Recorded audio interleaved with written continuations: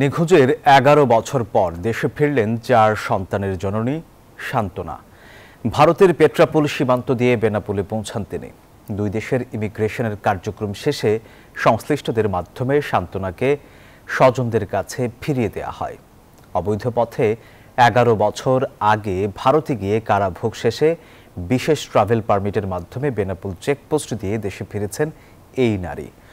দীর্ঘ বছর পর সান্ত্বনাকে ফিরে পেয়ে খুশি স্বজনরা। সান্ত্বনার বাড়ি গাইবান্ধা জেলার সুন্দরগঞ্জ উপজেলার কাস্তিপুর গ্রামে। ৪ সন্তানের জননী ছিলেন তিনি। ১১ বছর আগে হঠাৎ নিখোঁজ হন। দিশেহারা হয়ে পড়েন স্বজনরা।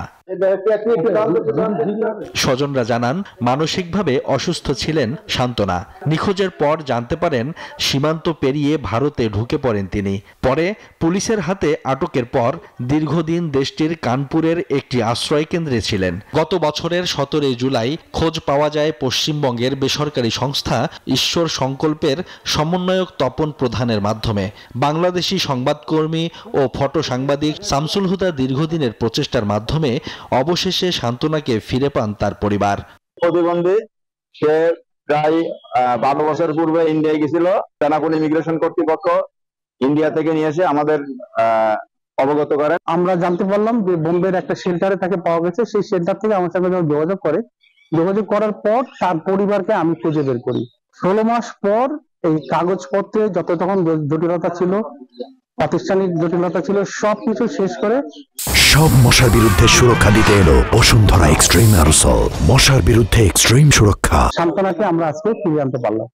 এদিকে সান্ত্বনা সীমান্ত পেরিয়ে দেশের মাটিতে পা রাখলে বুকে জড়িয়ে আনন্দে কান্নায় ভেঙে পড়েন স্বজনরা। উচ্ছ্বসিত এলাকাবাসীও। ১২-১৩ বছর আমার মাকে আমি দেখি না। আমার আরো ৩ ভাই আছে, ওরাও আমার মার জন্য কান্নাকাটি করে। আল্লাহর রহমতে আমি খুব সুখী। এই ১১-১২ বছর পর আমার মাকে আমি পাইলাম ফিরে। এর থেকে আর আমি কি সুখী। ১২ বছর আমি অনেক কান্নাকাটি করছি, অনেক টেনশন করছি, চিন্তা করছি। আমার মাটা নাই, মরে গেছে এই মাইয়ের সঙ্গে। তা আপনার ঘরে আল্লাহ ভালো করুক। আপনি আমার মন শান্তি করে দিয়েছেন, আমার মন জয় করে দিয়েছেন। ইমিগ্রেশন পুলিশ আনুষ্ঠানিকতা শেষে সান্ত্বনাকে বেনাপোল পোর্ট থানায় হস্তান্তর করে। সেখান থেকে সাংবাদিক শামসুল হুদার মাধ্যমে একটি বেসরকারি সংস্থা তাকে পরিবারের কাছে হস্তান্তর করে। Desk report, news 24।